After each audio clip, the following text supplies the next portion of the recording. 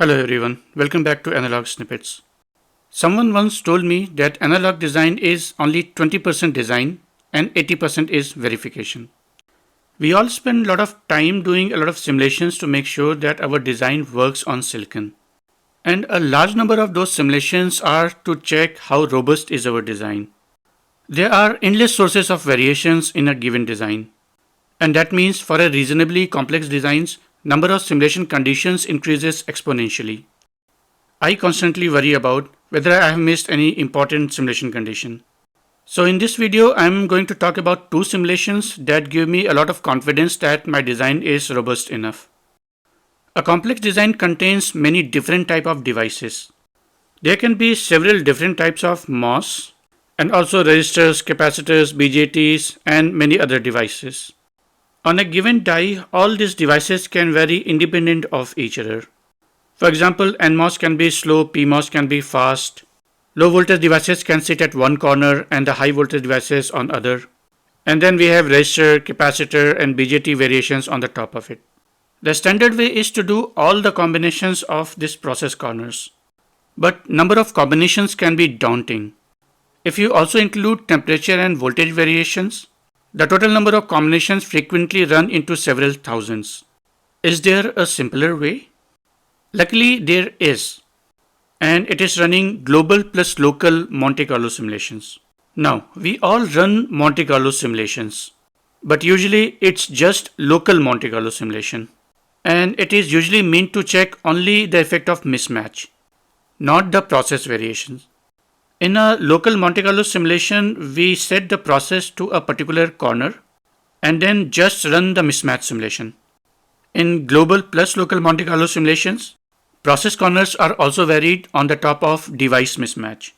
Let's take an example of a bandgap. A bandgap circuit contains BJTs, resistors, NMOSs and PMOSs. Not to forget capacitors. All these devices can sit at any corner. When you run global plus local Monte Carlo simulations on this circuit, each run picks a particular corner for each type of devices.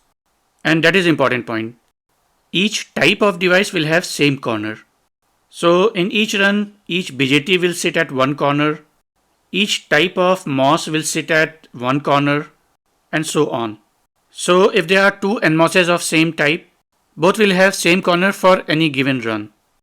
But that corner would be different from any other device. For example, PMOS or any other type of NMOS. And all these corners are picked randomly. And there lies the power of global Monte Carlo. If you do sufficient number of Monte Carlo runs, you are virtually guaranteed to check all the process combinations. And the local part does its usual job. In effect, you are checking both the process variation and the device random mismatch. You can extract sigma for whatever parameter you care about. Then you take 4.5 sigma or 6 sigma as your total variations. You still need to run these simulations over voltage and temperature corners. But that is usually a much more manageable problem. Now, I'm not suggesting that you entirely give up the usual simulation you do over your process combinations. But if you left any gap, the global and local Monte Carlo simulation would pick it. So if you're not already using this powerful tool, start using it. Okay, my next simulation. Noise simulations are usually done using small signal AC noise simulations.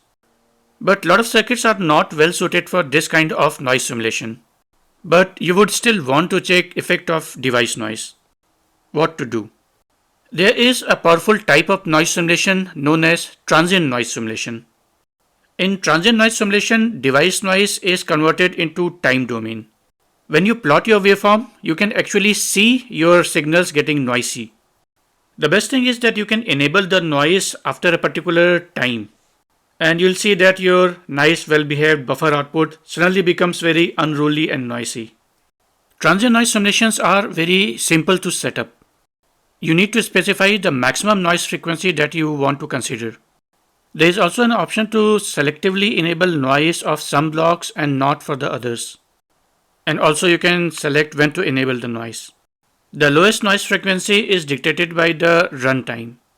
Transient noise does have a reputation to be a very slow simulation, especially if your circuit is too large or your Fmax is too high.